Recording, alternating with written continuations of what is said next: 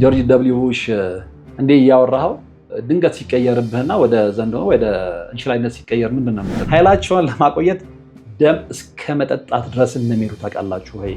እና እውነቱን ማወቅ አለብን። ዓለምን ገና አላወቅነው። አይኪ እንደሚለን ዓለማችንን ገና አላወቅናት። እንድናቃትም አይፈልግም። የሰው ደምና ህዋሳት ያስፈልጓቸዋል። ያንን የማያደርጉ ከሆነ አይን እያየ ወደ ዘንዶነት ሲቀየር ልትመለከተው ትችላለህ። እኔ ስትቀየር ያላየዋት ሂላሪ ክሊንተንን ብቻ ነው ያለችው። በወንጀልና በግጭት ውስጥ ነው ያለችው። ዓለም ላይ ሰላም የለም። ለማስተዳደር ቀላል ስለሚሆነው ፍርሃት ውስጥ ሆነ ለማስተዳደር በጣም ቀላል ነው። ስለዚህ እኛ ከበላይ ያሉ ሰዎች ባሮች ነን ማለት ነው። ያለንን ተፈጥሯዊ እግዚአብሔር ሰጠንን ፍሪ የሆነ ነፃነት አናቀው። አባቶች ይጣራሉ፣ ነጠላ ጋርደን ነው የምንቀድሰው ይላሉ።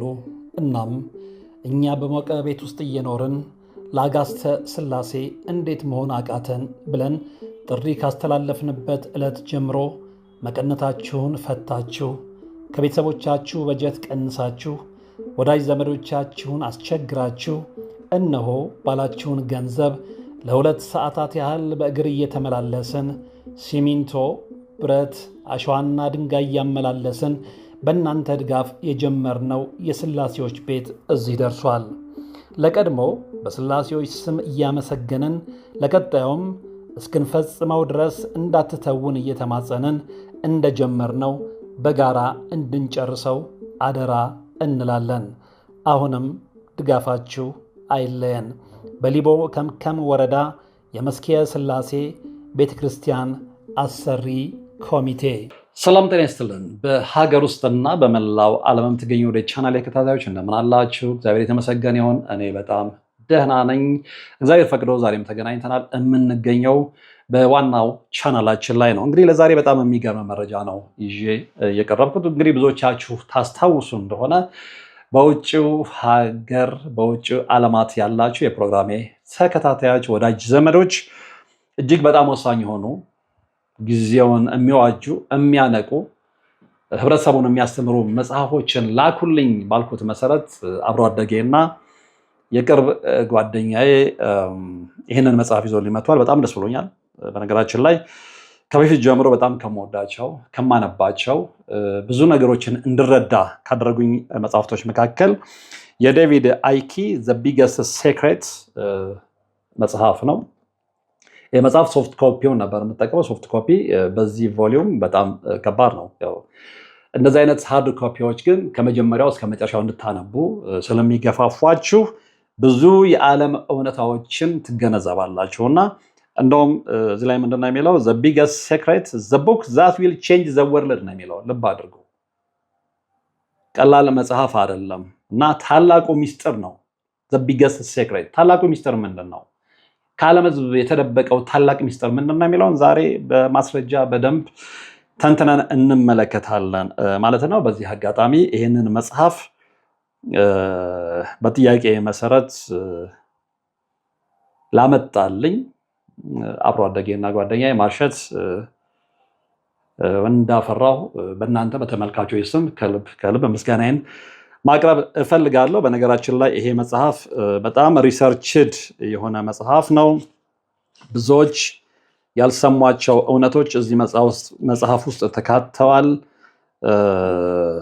በጣም የሚገራርሙ እውነታዎች፣ በጣም የሚያስፈሩ እውነታዎች፣ ነገር ግን ልንሸሻቸውም እማንችል ወደ 533 ገጽ አካባቢ የሚደርስ መጽሐፍ ነው። ምናልባት ለብዙዎቻችሁ ለመጀመሪያ ጊዜ የምትሰሟቸው ሚስጥሮችን ነው ዛሬ የምነግራችሁ። ከዚህ መጽሐፍ ያገኟቸውን ማንም ያልነገራቸውን እና በአጋንንታዊ አካላት እንደተወረስን እነዚህ አሁን ዓለምን የሚመሩ የተቆጣጠሩን የሚመሩን አካላቶች ደማችሁን የሚጠጡ ኃይላት እንደሆኑም ጭምር ነው የምነግራችሁ። ይሄ ዝም ብሎ ቲዮሪ አይደለም፣ ዝም ብሎ ንድፈ ሐሳብ አይደለም። ዴቪድ አይኪ የዚህ መጽሐፍ ደራሲ ከረጅም ጊዜ ጀምሮ ምርምር ሲያደርግበት የነበረ በፋክት ላይ የተመሰረተ ነው። ለአንዳንዶች ባይዋጥላቸውም በተለይ በዚህ በአጋንንታዊ መንገድ ውስጥ ለሚሄዱት ይሄ መርዝ ነው። መርዝ ስለሆነ አይቀበሉትም፣ እንደውም ይቃወሙታል።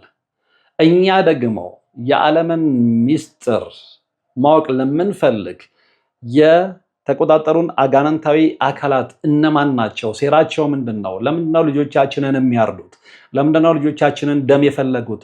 ለምንድነው በሰይጣናዊ ሪቹዋል ውስጥ እኛን እያመሱን ያሉት የሚለው መልስ ማግኘት ለምንፈልግ ሰዎች ደግሞ መርዝ አይደለም፣ የዛ ተቃራኒ ነው። እናንተ መልስ ሰጡትና ብዙዎቻችን ደንዝዘናል ነው የሚለው ዴቪድ አይክ። ደንዝዘናል፣ ስለ ደንዘዝን ተመችቷቸዋል። ስለዚህ ሰዶማዊነቱን፣ የደም ግብሩን፣ ባዕድ አምልኮውን፣ ጥንቆላውን ይህንን ነገር ሁሉ ጭነውብን እኛን እንደ ባሪያ እየተቆጣጠሩን ነው እያለ ነው።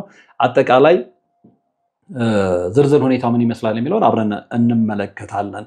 እርግጠኛውን የምነግራችሁ ግን በድጋሚ ለማስታወስ ዛሬ የምነግራችሁ መረጃ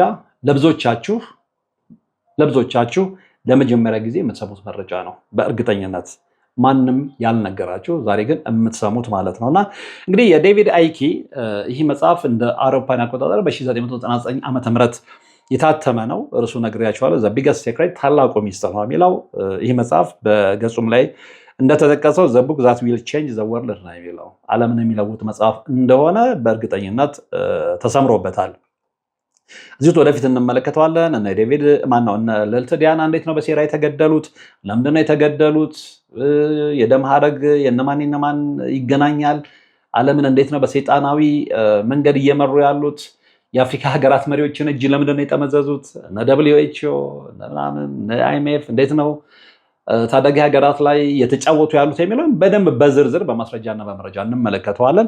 ለዛሬ ግን እነዚህ ሰዎች የሚቆጣጠሩን ሰዎች ሰይጣናዊ አካላት እንደሆኑ የምታረጋግጡት የእናንተን ደም የሚጠጡ ኃይላት ብቻ ሳይሆኑ የእናንተ ደምና ሆርሞን የግድ የሚያስፈልጋቸው ኃይላት እንደሆኑ ያንን ሆርሞን የእናንተን ሆርሞንና የእናንተን ደም ካላገኙ ደግሞ ምን ሊያጋጥማቸው እንደሚችልም እነግራችኋለሁ። እንደነገርኳችሁ ምንጬ ደጋግሜ አንብቤው ያልሰለቸውት ይሄ መጽሐፍ ነው፣ ዘ ቢገስት ሴክሬት ማለት ነውና ከዚህ በኋላ እንግዲህ እንደዚህ አይነት እጅግ በጣም ወሳኝ የሆኑ ማስረጃና መረጃ ያላቸውን መጽሐፎች መሰረት ያደረግን ነው የዓለምን ገበና የምንገልጸው የምንተነትነው ማለት ነው። ወደ ታሪኩ ልውሰዳቸው። እንግዲህ ይህ መጽሐፍ እንደነገርኳችሁ በ1999 ዓ.ም ነው የታተመው። ይህ መጽሐፍ ዓለም አቀፍ ሴራዎችን፣ ጥንታዊ ታሪኮችን እንዲሁም ደግሞ ከተፈጥሮ በላይ የሆኑ ሀሳቦችን በማቀናጀት የቀረበ የሴራ ቲዮሪ ወይም ደግሞ ኮንስፒረሲ ቲዮሪ መጽሐፍ ነው ማለት ነው እና አይኪ መጽሐፉን በአራት ዋና ዋና አዕማዶች ላይ ትኩረት እንዲያደርጉ አድርጓል። ሬፕቲሊያን ወይም ሬፕቲሊያን ሃይብሪድ ብለድ ላይንስ የሚላቸው አሉ። ሌላው የጥንት ባቢሎንና የደም ሐረግ ነው፣ የዓለም አቀፍ ቁጥጥር አጀንዳ፣ እንዲሁም ደግሞ ዓለም አቀፍ ሃይማኖትና ሚስጥራዊ ምልክቶች ብሎ ደምድሟቸዋል። መጽሐፎቹ በአጠቃላይ በእነዚህ ነጥቦች ላይ ያተኩራሉ። እንግዲህ አይኪ እንደሚለን በመጽሐፉ አማካይነት መነሻ ሀሳቡ ምንድን ነው? በምድር ላይ ከሺህ ዓመታት በፊት ከሌላ የህዋ አካል ልብ አድርጉ፣ ከሌላ የህዋ አካል ወይም ደግሞ 4D ዳይሜንሽን የመጡ ተሳቢ መሰል ፍጥረታት እሱ ሬፕቲሊያንስ የሚላቸው ወደ ምድር ይገባሉ እና እንግዲህ እዚህ ላይ ከሌላ የህዋ አካል ስንል ምንድነው ብላክ ሆልን፣ ሌሎችን ወደፊት የምንመጣባቸውን የማናቃቸውን የህዋ አካላት የምድር አካላት ጭምር ያጠቃልላል ማለት ነው እና ከዛ ምንድነው የሆነው? እነዚህ ፍጥረታት እንግዲህ ከሰዎች ጋር በመቀላቀል ማለት ከሰው ልጆች ጋር። በነገራችን ላይ እነዚህ ፍጥረታት ወይም ደግሞ እነዚህ አካላት ከሰማይ የተጣለው መላእክት ልጆችም እንደሆኑ የሚናገሩ ማስረጃዎች አሉ እና እነዚህ ፍጥረታት ከሰዎች ጋር በመቀላቀል ልዩ የደም ሐረግን ይፈጥራሉ። ይህ የደም ሐረግ እንግዲህ የሰውን ቅርጽ ይዞ የመታየት ወይም ደግሞ ሼፕ ሺፍቲንግ እና አእምሮን የመቆጣጠር ችሎታ አለው። ስለዚህ ለዚህ ነው ማይንድ ኮንትሮል ምናምን የምንለው ነገር ወርልድ ኦርደር ለምን ፈለጉት የሚለውን ነገር ወደኋላ እንመጣበታለን። ትኩረት አድርገው በዚህ ጉዳይ ላይ የሚሰሩ ሰዎች የሚያብራሩት ማለት ነው። ሌላው ምንድነው? ስልጣን ላይ ያሉ አካላትንም በተመለከተ እንግዲህ በታሪክ ውስጥ የነበሩ የግብፅ ፈርዖኖች፣ የጥንት የባቢሎን ነገስታት፣ የብሪታንያ ንጉሳውያን ቤተሰቦችና አብዛኛዎቹ የአሜሪካ ፕሬዚዳንቶች የዚሁ አንድ የደም ሐረግ አባላት ናቸው። ቅርጻቸውን የሚለውጡ ለብዙ ሰው ይሄ ተረት ነው።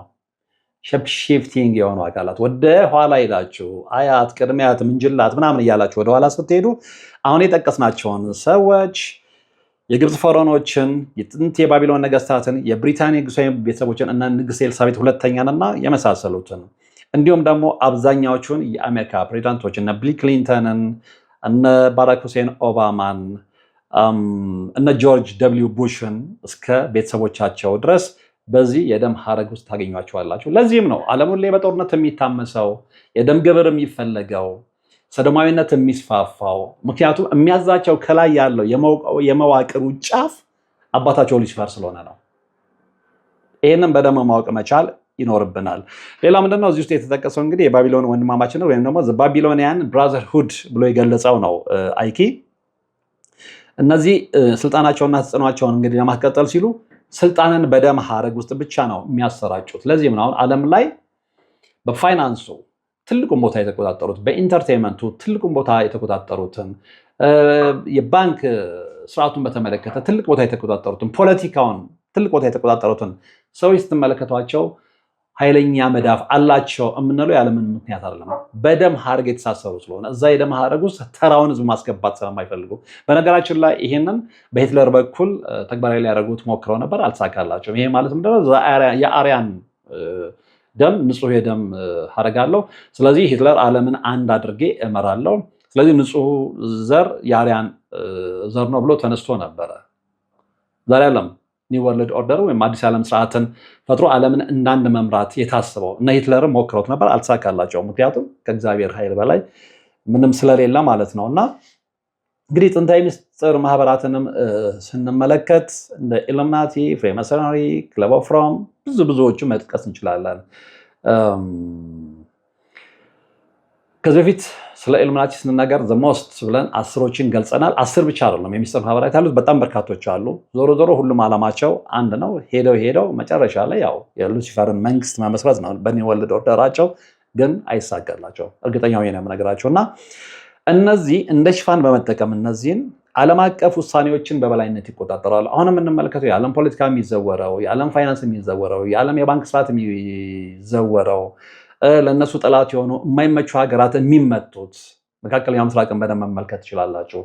በነዚህ በደም ሐረግ ውስጥ ብቻ ተሳስረው ባሉ ሀያላን ሰዎች ነው። ያው የበላያቸው ሉሲፈርን መሆኑ እንደተጠበቀ ሆኖ ማለት ነው። እንግዲህ እነዚህ ኃይሎች ህዝብን የሚያስተዳድሩበት ዋነኛ ስልታቸው ምንድን ነው? የዓለምን ህዝብ የሚቆጣጠሩበት ከመቼውም ጊዜ በላይ እንደፈለጉ የሚዘውሩበት ዋነኛ የኃይል ምንጫቸው ምንድን ነው ብለን ስናስብ ፕሮብለም ሪያክሽን ሶሉሽን የሚለውን ነው የምናገኘው። ይሄ ማለት ምንድን ነው? አንደኛው ፕሮብለሙ ምንድን ነው?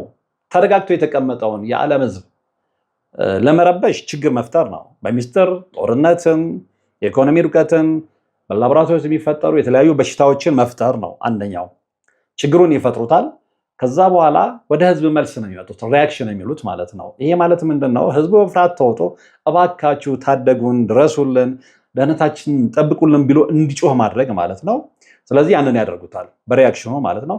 ከዛ በኋላ የዓለም ህዝብ ይህንን ከጮኸ ኦኬ ምን ችግር አለው ታዲያ እኛ እያለን አትቸገሩም፣ ስለዚህ ሶሉሽን ወይም ደግሞ መፍትሄ ይዘን እንመጣለን ይላሉ። ሶሉሽኑ ምንድነው? መፍትሄ ማቅረቡ ምንድነው? አስቀድመው ያዘጋጁትን የግል ነፃነትን የሚገፉ ቁጥጥርን የሚጨምር ህግ ወይም ደግሞ አዲስ አሰራርን እንደ መፍትሄ ይዘው ይቀርባሉ።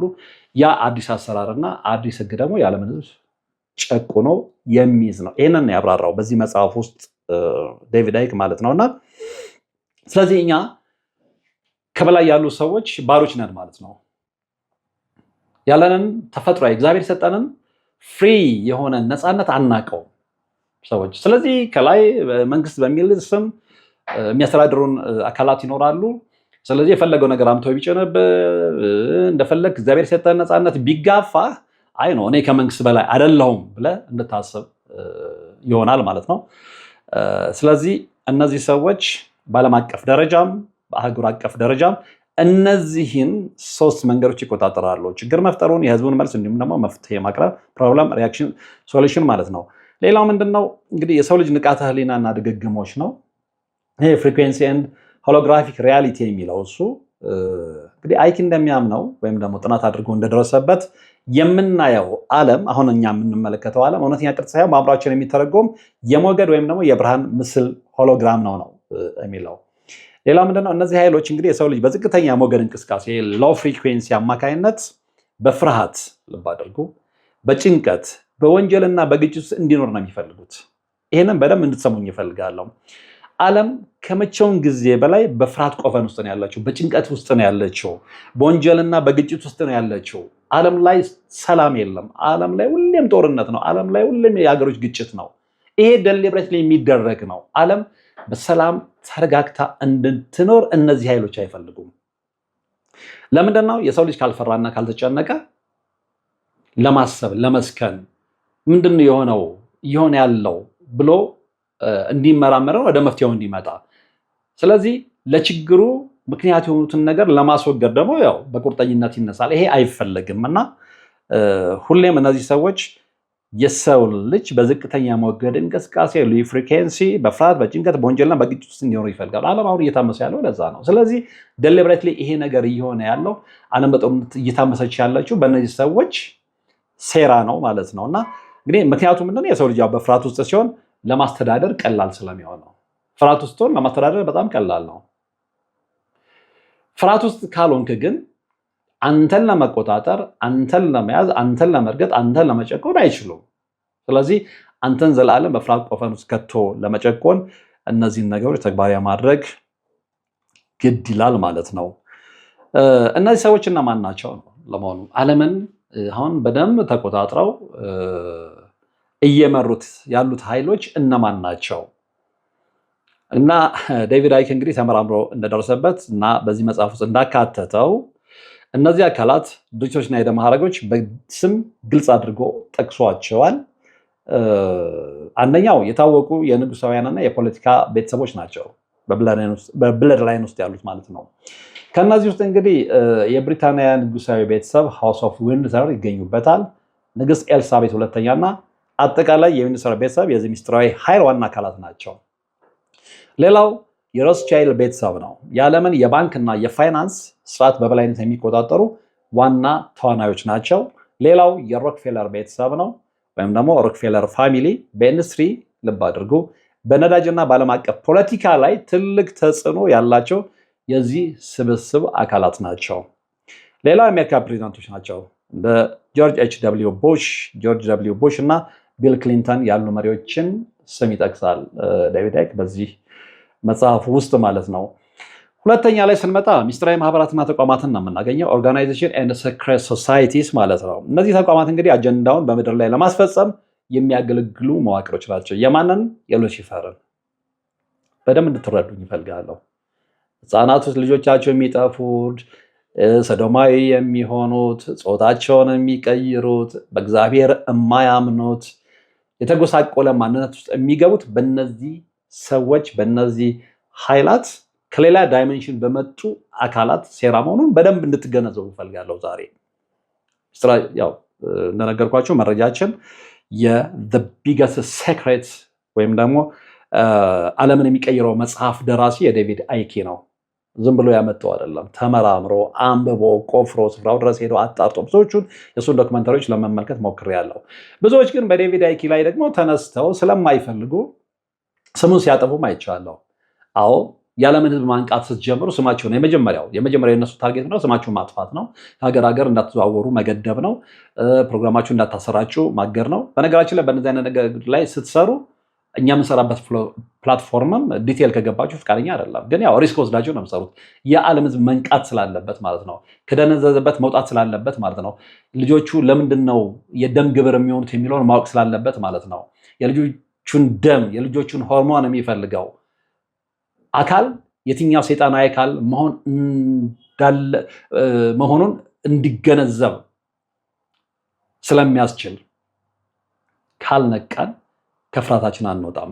ከፍርሃታችን ካንወጣን ነፃነታችንን ፈቅደንና ወደን እንሰጣለን። ያ እንዳይሆን ነው እንግዲህ እንደዚህ ነገሮችን ማስራት ያስፈልገው እና ሚስጥራዊ ማህበራትና ተቋማት ናቸው።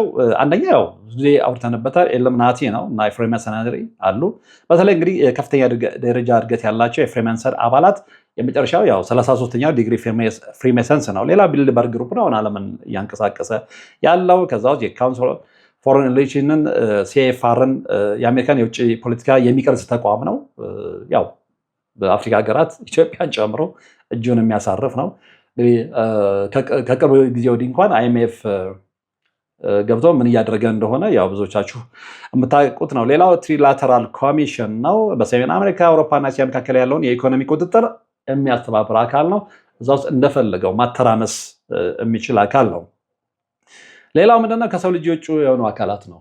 ይህንን ነው በደንብ እንድታውቁ የምፈልገው። ለዚህም ነው በመግቢያ ላይ ለመጀመሪያ ጊዜ የምትሰሙትን ነው መረጃ የምነግራችሁ። ማንም ያልነግራችሁን የተቆጣጠሯችሁና የሚመሯችሁ አካላት ምን አይነት ሰዎች እንደሆኑ፣ ደማችሁንና ሆርሞናችሁን የሚፈልጉ የሚጠጡ ኃይላት ያልኳችሁ ያለ ምክንያት አይደለም። እና ይሄ ከሰው ልጅ ውጭ የሆኑ አካላት ወይም ሂውማን ኤንቲቲስ ናቸው። እንግዲህ አንደኛው አኑናኪ ነው። በጥንት የሱሜራውያን ጽሑፎች ላይ የተጠቀሱትን አማልክት ከሰማይ የመጡ ተሳቢ ፍጥረታት ልብ አድርጎ ሬፕቲሊያንስ እንደሆኑ ገልጾ ያን የገልጸው ማነው? ዴቪድ አይኪ ነው በጠቀስኩላችሁ መጽሐፍ።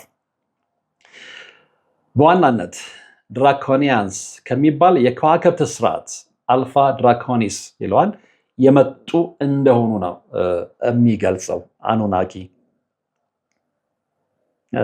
ስለዚህ ይህንን ይዛችሁ ወደ መጽሐፍ ቅዱስ እውነት መሄድ ትችላላችሁ። ስለ አኑናኪ የተገለጸ ነገር ስላለ እሱን እንደ አሳይመንት ትሰጣችኋለሁ። የሆነ ሆኖ እነዚህ ሰዎች በጥንታዊ የሱሜሪያን ጽሑፎች ላይ የተጠቀሱት አማልክት የተጣለው መላእክት ልጆች፣ የዛ አካላት፣ የዛ ዘሮች፣ ከዛ የመጡት ተሳቢ ፍጥረታት አንዴ ሰው አንዴ ተሳቢ፣ አንዴ ሰው አንዴ እባብ፣ አንዴ ሰው አንዴ ዘንዶ እየሆኑ የሚያስቸግሩን ፍጥረታት ምን አይነት ስራዎችን በምድር ላይ ያካሂደዋል የሚለውን ማወቁም እጅግ በጣም ወሳኝ ነው። እንግዲህ ዴቪድ አይኪ በዘ ቢገስት ሴክሬት መጽሐፉ ወይም ደግሞ በታላቁ ሚስጥር መጽሐፉ እነዚህ የደም ሐረጎችና ሚስጥራዊ ማህበራት በዓለም ታሪክ ውስጥ ፈጽመዋቸዋል ያቀረባቸው ዋና ዋና ግልጽ ሴራዎች የሚከተሉት ናቸው። አንደኛው የታሪካዊ ጦርነቶችና አብዮቶች ሴራ ነው። የመጀመሪያውና ሁለተኛ ዓለም ጦርነት አንደኛው ነው። እንግዲህ እሱ እንደሚለው ተመራምረው እንደደረሰበት ሁለቱም ጦርነቶች የመጀመሪያውና ሁለተኛ ዓለም ጦርነት አንደኛውና ሁለተኛ ዓለም ጦርነት በሁለቱም ወገን ባሉ የባንክ ቤተሰቦች ለምሳሌ በሮስቻይልድ እና ሮክፌለር የገንዘብ ድጋፍ የተደገፉ ናቸው ጦርነቶቹ። ስለዚህ ሆን ተብለው እንዲነሱ፣ ሆን ተብለው የሰው ልጅ እንዲያልቅ፣ አንደኛ በሰው ልጅ እልቂት ውስጥ የሚጠቀሙት ነገር አለ። አንደኛው የዓለምን ህዝብ እንግዲህ አለው ምናምን ቢሊዮን 7 እና 8 ቢሊዮን ወደ 500 ሚሊዮን ማምጣት አለብን ብለው ነው እየተጉ ያሉት። ስለዚህ ጦርነቱ ለዛ ይጠቅማቸዋል። በሁለቱም የዓለም ጦርነቶች በርካታ ህዝቦች ህይወታቸውን አጥተዋል። አንደኛው ዓላማቸው እሱ ነው። ሁለተኛው ደግሞ በዛ ውስጥ እንግዲህ የደም ግብር ቃል ለገቡለት ለአባታቸው፣ ለአያታቸው፣ ለቅድመ አያታቸው ማለት ትችላላቸው ለሉሲፈር ያንን የደም ግብር ያቀርባሉ ማለት ነው። እንግዲህ ያለምንም ምክንያት እነዚህ ሰዎች በገንዘብ አይደግፉም። ዓላማው ምንድነው? ሀገራትን በዕዳ ማሰር እንዲሁም ደግሞ የመንግስታት ሊግን እና የተባበሩት መንግስታት ድርጅት ዩኤንን ያሉ ዓለም አቀፍ ተቋማት እንዲፈጠሩ መንገድ መፍጠር ነው። እነዚህ ተቋማት የመንግስታት ሊግም ሆነ ዩናይትድ ኔሽን ወይም ደግሞ የተባበሩት መንግስታት ድርጅት የራሱ ዓላማ አለው። ሌላ ጊዜ በስፋት እንመጣበታለን። ሌላው ምንድነው? እንግዲህ አሁን የታሪክ ጦርነቶችን አብዮቶች ሴራ ነው የምነግራቸው። እነዚህ ሰዎች የፈጠሯቸዋል። ሌላው የሩሲያ አብዮት ነው 1917 እና የፈረንሳይ አብዮት። እነዚህ ህዝባዊ ይምሰሉ እንጂ በሚስጥር ማህበራት ወይም ደግሞ ኢሉሚናቲ የገንዘብና የሀሳብ ድጋፍ የተቀናበሩ የድሮዎቹን የነገስታት ስርዓቶች አፍርሶ አዲሱን እነሱ የሚፈልጉትን የቁጥጥር መዋቅር ለመትከል የተደረጉ ናቸው። አይኪ በዘ ቢግ ሴክሬት መጽሐፉ እንደነገረን ማለት ነው። እና ሌላ የፋይናንስና የባንክ ስርዓት ቁጥጥር ነው። እና ለምንድን ነው ድሃ የምንሆነው? በተለይ ሶስተኛው የዓለም ጦርነት ሶስተኛው የዓለም ሀገራት ለምንድን ነው ከድህነት አረንቋ ማውጣት የማንችለው? ለምንድን ነው ሁሌ በነ አይኤምኤፍ እና መሳሰሉ ድርጅቶች ትራፕ ውስጥ ወድቀን ሁሌ እዛ ውስጥ የምንዳክረው የሚለው ነገር በደንብ ሊመረመር ይገባል። እና እንግዲህ የፋይናንስና የባንክ ስርዓት ቁጥጥሩ እዚህ ውስጥ የሚካተት ነው። የአሜሪካ ፌዴራል ሪዘርቭ ምስረታ 1913 ነው እንደ አውሮፓውያን አቆጣጠር።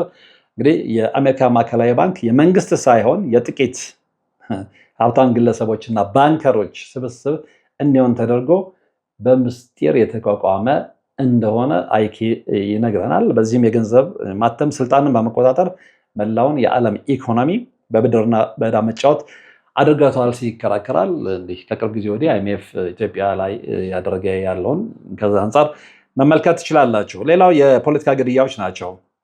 በነገራችን ላይ ከነዚህ ኃይላት ጋር ከስሪዲ እና ከፎርዲ ዳይሜንሽን ከመጡ አካላት ጋር እንጋጫለን ብላችሁ ስትነሱ የትኛውም ዓለም ላይ ሆኑ የትኛውም ሀገር መሪ ሆኑ የሚገጥማቸው የፖለቲካ ግድያ ወይም ደግሞ አሳሲኔሽን ነው። ስለዚህ እነዚህ ሰዎች ምን ያህል ጨካኞች እንደሆኑ ምን ያህል ኃይለኞች እንደሆኑ በዚህ መገንዘብ ትችላላችሁ።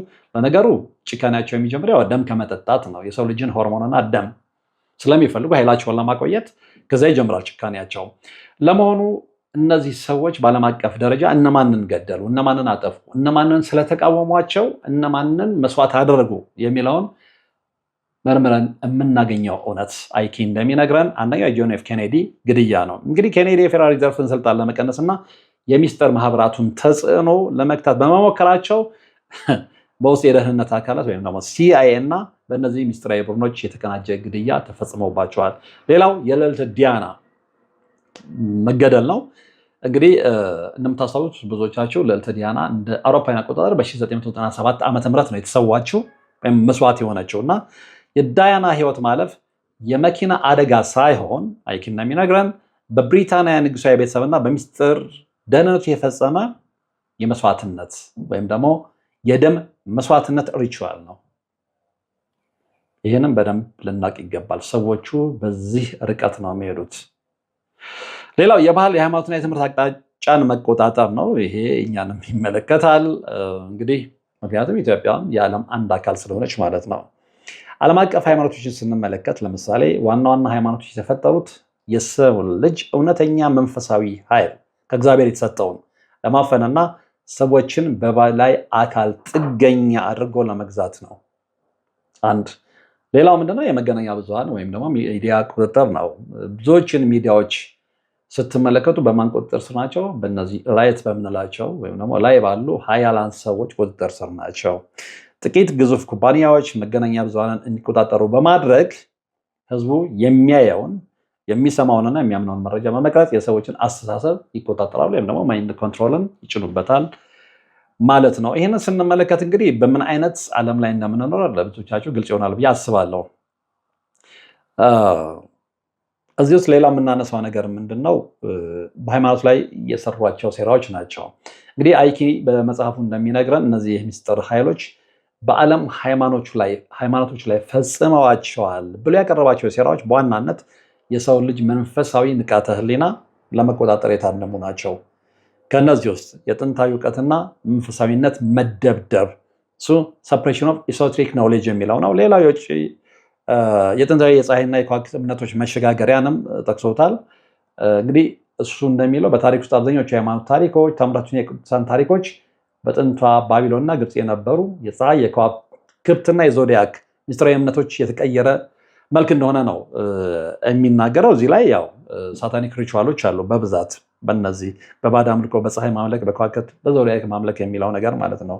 ሌላው እንግዲህ ከፋፍለህ ግዛ ነው። ይሄ ሁሉም ጋር ይሰራል። ከፋፍለህ ግዛ፣ ዲቫይድ ኤንድ ኮንከር። ይሄ የጨለማው ኃይላት ዋነኛ መመሪያ ነው። ዋነኛ መመሪያ የጨለማው ኃይላት ብቻ አይደለም፣ የአምባገነን መሪዎችም መመሪያ ነው።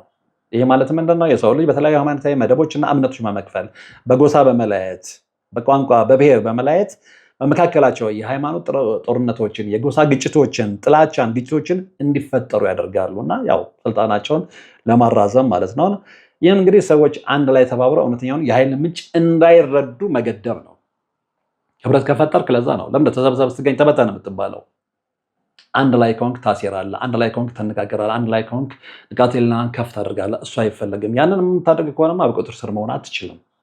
ስለዚህ የሆነ ቦታ ላይ ሰብሰብ ብለህ ስትገናኝ አንተን መበተን ግድ ይላል ማለት ነው። ሌላው ብዙ ጊዜ አንስተነዋል፣ ብዙም እዚህ ላይ ትኩረት ማለት ዲቴል ያልገባ ሚስጥራዊ ምልክቶች ናቸው። ይሄ የካልት ሲምቦሊዝም፣ ይሄ የ66 የፒራሚድ ምናምን ምልክት የምንለው ነው። እሱ ላይ ሌላ ጊዜ በስፋት እንመጣበታለን። የሆነስ ሆኖ አሁን ወደ ትልቁና ወደ ዋናው ነጥብ እንምጣ። የሆነስ ሆኖ እነዚህ አካላት ወይም ደግሞ እስካሁን ያየናቸው አካላት ኃይላቸውን ለማቆየት ደም እስከ መጠጣት ድረስ እንደሚሄዱ ታውቃላችሁ ወይ? ደም እስከ መጠጣት። ደም ማፍሰስ አይደለም ያልኩት። ደም ማፍሰሱም ያለ ነው በጦርነቱም በምኑ እስካሁን እስከነገርኳቸው። ሊቢያ ውስጥ የታረዱትን ታውቃላችሁ። ባህር ዳርቻ ላይ ኢትዮጵያውያን፣ ግብፃውያን የክርስትና እምነት ተከታዮች። በነገራችን ላይ አንደኛው እነዚህ ሚስጥራዊ ኃይላት እስካሁን ያየናቸው አካላት አንደኛውና ትልቁ ታርጌታቸው ክርስቲያንነትን ማጥፋት ነው። እሱን ወደፊት በደንብ ክርስቲያንነት ላይ ብቻ ትኩረት አድርገን የሩሲያ ኦርቶዶክሶችን ጨምሮ መስዋዕት የሆኑ የክርስቲያን እምነት ተከታይ ሀገራትንና ዜጎችን እውነት እንመለከተዋለን።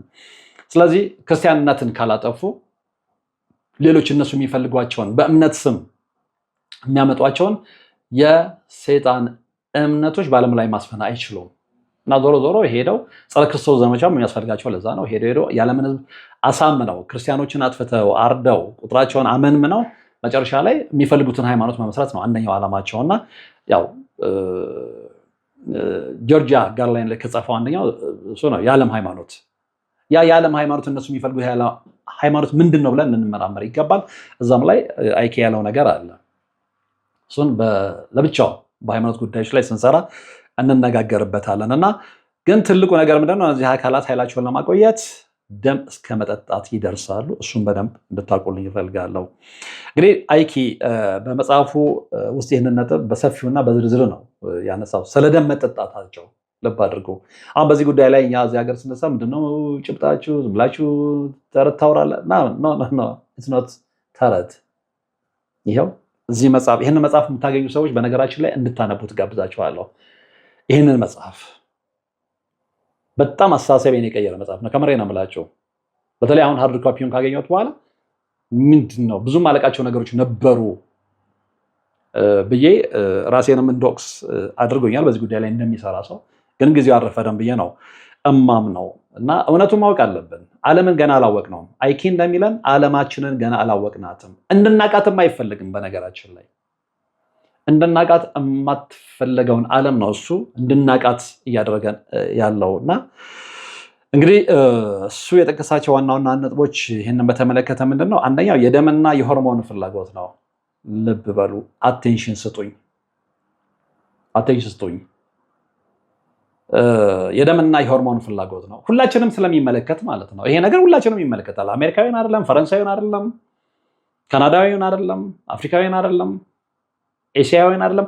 ሁሉንም የዓለም ሕዝብ በጋራ የሚመለከት አጀንዳ ስለሆነ ነው በደንብ አቴንሽን ሰጥተን ልነጋገር ይገባል። እንመላችሁ ስላላወቅን ስለደነዘዝን የሆነ አካላት እንደተጫኑን አሁንም የማናቅ ሰዎች አለን፣ እንድናቅም የማንፈልግ ሰዎች አለን። በቃ እስከተመቸን እነሱ የሆነ በውራጅ እንድናጌጥ የፈለግነውን በልተን እስክንኖር ድረስ ከኖርን ድረስ እስከተመቸን መኪና እስከነዳን ቤት እስከሰራን ምናምን ድረስ በቃ እሱ ይበቃቸዋል ብለው ነው የወሰኑልን። የኛ ነፃነት ግን ከዛም በላይ ነው። ያንን ነፃነት ገድበውት አንተ ተመችቶ እስከኖርክ አንተ በልተህ ጠጥተህ ለብሰህ ልጆች አሳድገህ እስካለፍ ድረስ ያበቂ ነው ብሎ ነው የወሰኑልህ። ግን እነሱ እነማን ናቸው ነው? ለምንድን ነው ያንን የወሰኑልህ? አንተ ከዛ በላይ ማድረግ አትችልም ወይ? አንተ ዓለምን ከዛ በላይ በቁጥጥር ስር ልታደርጋት አትችልም ወይ? ዴቪድ አይክ የሚለው ምንድን ነው? መጀመሪያ ከፍርሃታችን ከወጣን ያንን የማድረግ ስልጣኑ አለን መብቱ አለን ብሎ ነው የሚከራከረው። ብዙዎቻችን ግን ነው በቃ ፍርፋሪ ውስጥ ከታለለን ቅድም እንደነገርኳችሁ ያችን ህይወት ከኖርን በቃም ብለን ነው የምናስበው። ስለዚህ ልንገደብ አእምሯችንን በዛ ልንገድበው አይገባም ነው እና ወደ ደም መጠጣቱ ስንመጣ ያው ቃሉ ይቀፋል፣ ግን እውነት ስለሆነ ነግራችኋለሁ። እሱ እንደሚለው ተመራምሮ እንደደረሰበት እነዚህ ሬፕቲሊያን ተሳቢ አካላትና የደም ሀረጎቻቸው በሶስተኛውና በአራተኛው አቅጣጫ 3D እና 4D ዳይሜንሽን መካከል የሚላወሱ በመሆናቸው ልብ አድርጉ። በ3D እና በ4D ዳይሜንሽን መካከል የሚንቀሳቀሱ የሚላወሱ የሚንጠራወዙ በመሆናቸው የሰውን መልክ ወይም ደግሞ ሂውማን ፎርም ልክ እንደኛ ማለት ነው እንዳንተ እንዳንቺ ይዘው ለመቆየትና አካላዊ ጥንካሬያቸውን ለማስጠበቅ የሰው ደምና ህዋሳት ያስፈልጓቸዋል። ያንን የማያደርጉ ከሆነ አይን እያየ ወደ ዘንዶነት ሲቀየር ልትመለከተው ትችላለህ። አይንሽ እያየ ወደ እባብነት ሲቀየር ልትመለከተው ትችላለህ። ያ ደግሞ እንዲሆን አይፈልጉም። ያ እንዲታወቅባቸው አይፈልጉም። በነገራችን ላይ እንደዚህ አይነት መረጃዎች ሊክ አድርገው ተመልክተናል። እንደውም ቪዲዮን ፈልጌ አንድ ቀን አቀርብላችኋለሁ። አንዲት ሴት ስትናገር ሰምቻታለሁ። እኔ ስትቀየር ያላየዋት ሂላሪ ክሊንተንን ብቻ ነው ያለችው። ነው ያንን ቪዲዮ ምናልባት ያያችሁ ሰዎች ካላችሁ የቪዲዮውን ታይትል ብትልኩልኝ ብዙ ቪዲዮ ስለምመለከት የትኛው ቪዲዮ ላይ እንዳየሁት ስለረሳሁት ነውና ያቺ ሴት ስትናገር እንግዲህ ቅርባቸው የነበረች ሴት ነች። ሲቀየሩ ተመልክታችኋለች።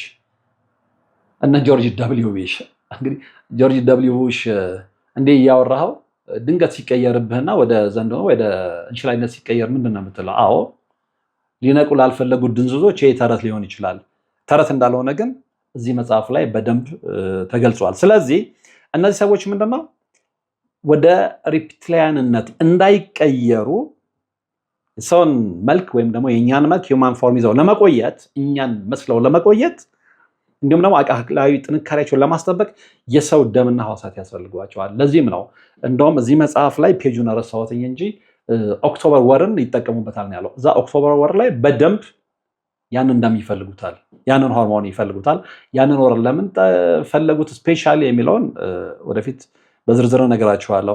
ሌላው ምንድነው እንግዲህ የአድሬኖክሮም እና የፍርሃት ኃይል ብሎ የጠቀሰው ነው። እሱ እንደሚለው አይኪ እንደሚለው አንድ ሰው ልብ አድርጉ፣ እኔም አንተም አንቺም ልትሆኑ ትችላላችሁ።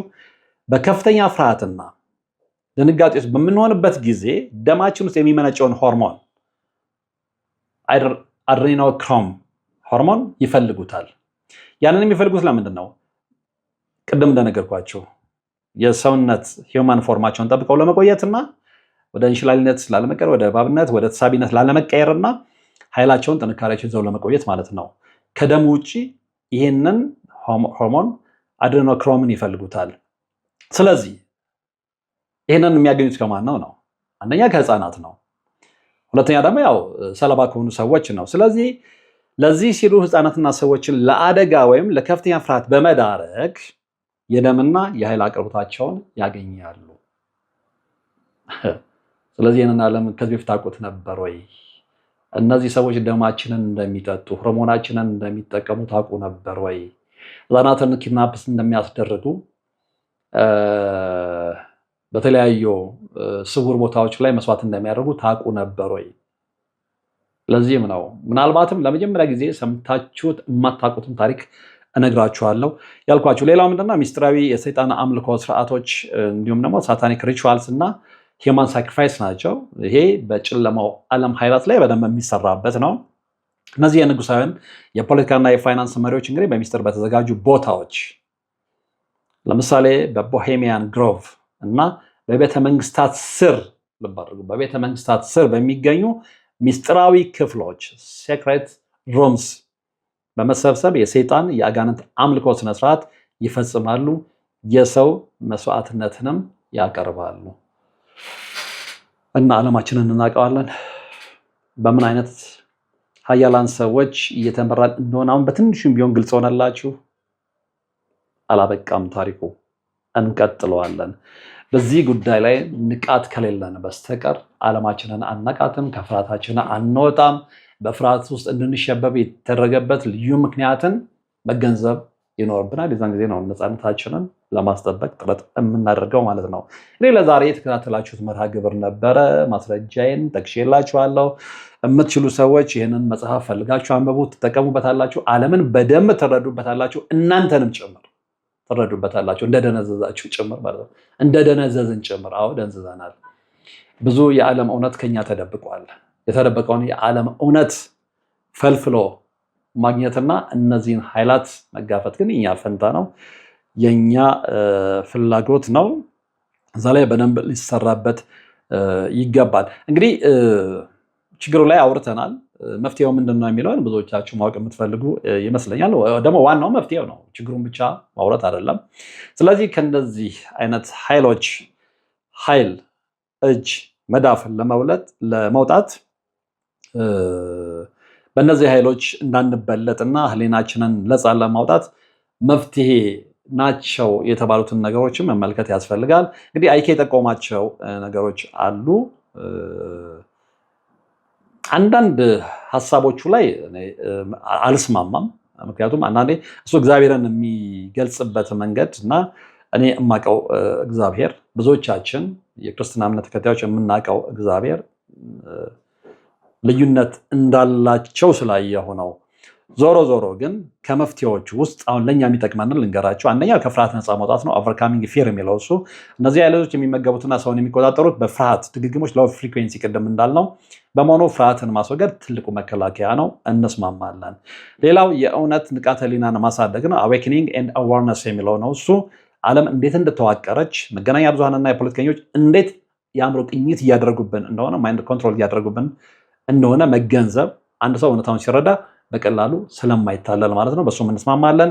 ሌላው እውነተኛ ማንነትን ማወቅ ሪኮግናይዚንግ ኢንፋይናይት ኮንሽስነስ ነው የሚለው እሱ ሰዎች አካል ብቻ ሳይሆኑ ወሰን የሌለው መንፈሳዊ ንቃተ ህሊና ኢንፋይናይት ኮንሽስነስ መሆናቸውን ማመን።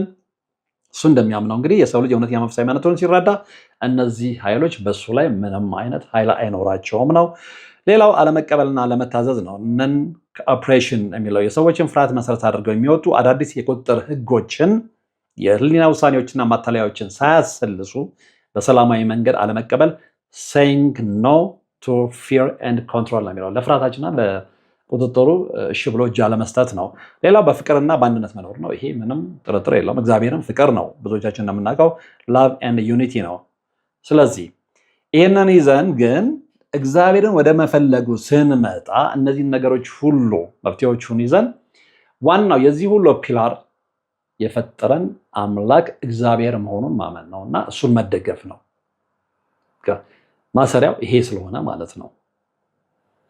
ከዚህ አንጻር ከአይኪ ጋር ማልስማማበትን ሀሳብ ልንገራቸው። ለምሳሌ እግዚአብሔርን ከመፈለግና ከእምነት አንጻር ስናየው የዴቪድ አይኪ ቲዮሪ የሚያተክረው ምንድን ነው? እውነተኛውን የእግዚአብሔር ማንነት ማደብዘዝ ላይ ያተኩራል። እሱ ደግሞ አይስማማንም።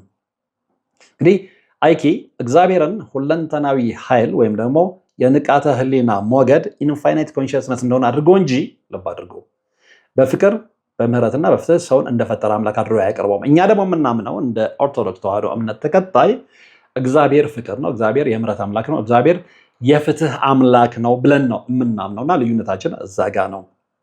እንግዲህ ይህ የአይኪ አስተሳሰብ ሰዎችን ግልጽ ከሆነው የእግዚአብሔር ፍቅርና ህግ ያርቃል እና እዛ ላይ አንስማማም ኮምፕሊትሊ ማለት ነው። ሌላው ምንድነው? ተስፋ ቢስነትና ፍርሃትን መዝራት ነው። እንግዲህ የሴራ ቲዎሪዎች አብዛኛውን ጊዜ የሚያተኩሩት በሰይጣናዊና ጥቁር ኃይሎች ጥንካሬ ላይ ነው። እሱ ላይ አንስማማም። ሁሌ ሰይጣናዊና ጥቁር ኃይሎች ጥንካሬ ላይ ብቻ ማተኮር እግዚአብሔርን ሰዎች እንዳያስታውሱት ማድረግ ነው። ስለዚህ ይህ የአማኞችን አእምሮ ዓለም በሰይጣን እጅ ወድቃለች ወደሚል ብቻ ፍርሃት ይከታል። ነገር ግን በመንፈሳዊ እውነት እግዚአብሔር የበላይና ሁሉንም የሚቆጣጠር ፍጹም ኃይል መሆኑን ደግሞ እንዳናስብ ስለሚያደርገን በዛም ሀሳብ አንስማማም። ስለዚህ ምንድነው?